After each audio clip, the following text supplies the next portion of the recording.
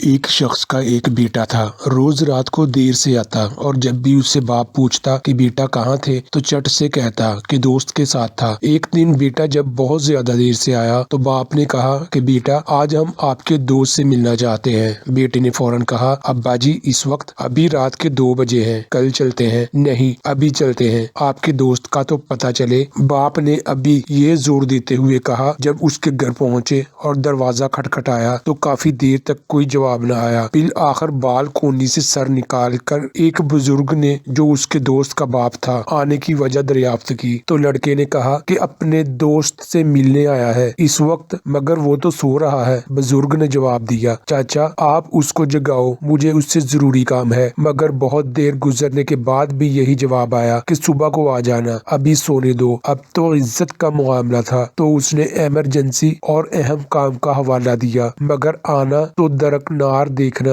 اور جھانکنا بھی گوارا نہ کیا۔ باپ نے بیٹے سے کہا کہ چلو اب میرے ایک دوست کے پاس چلتے ہیں جس کا نام خیر دین ہے۔ دور سفر کرتے اذانوں سے ذرا پہلے وہ اس گاؤں پہنچے اور خیر دین کے گھر کا دروازہ کھٹکھٹایا، مگر جواب ندارد۔ بالآخر اس نے زور سے اپنا نام بتایا کہ میں اللہ ڈنو، مگر پھر بھی دروازہ ساکت اور کوئی حرکت نہیں۔ اب کو بیٹے کے چہرے پہ بھی فاتحانہ مسکراہٹ آ گئی، لیکن اسی لمحے لاٹھی کی ٹھک ٹھک سنائی دی اور دروازے کی زنجیر اور کنڈی کھولنے کی آواز آئی۔ ایک بوڑھا شخص برآمد ہوا جس نے لپٹ کر اپنے دوست کو گلے لگایا اور بولا کہ میرے دوست بہت معذرت، مجھے دیر اس لیے ہوئی کہ جب تم نے 27 سال بعد میرا دروازہ رات گئے کھٹکھٹایا تو مجھے لگا کہ کسی مصیبت میں ہوں، اس لیے جمع پیسے نکالے کہ شاید پیسوں کی ضرورت ہے، پھر بیٹے کو اٹھایا کہ شاید بندے کی ضرورت ہے، پھر سوچا شاید فیصلے کے لیے پگ کی ضرورت ہے تو اسے بھی لایا ہوں۔ اب سب کچھ سامنے ہے، پہلے بتاؤ کہ کس چیز کی ضرورت ہے۔ یہ سن کر بیٹے کی آنکھوں سے آنسو آ گئے کہ ابا جی کتنا سمجھاتے تھے کہ بیٹا دوست وہ نہیں ہوتا جو رت جگہوں میں ساتھ ہو، بلکہ وہ ہوتا ہے جو ایک آواز پر حق دوستی نبھانے آ جائے۔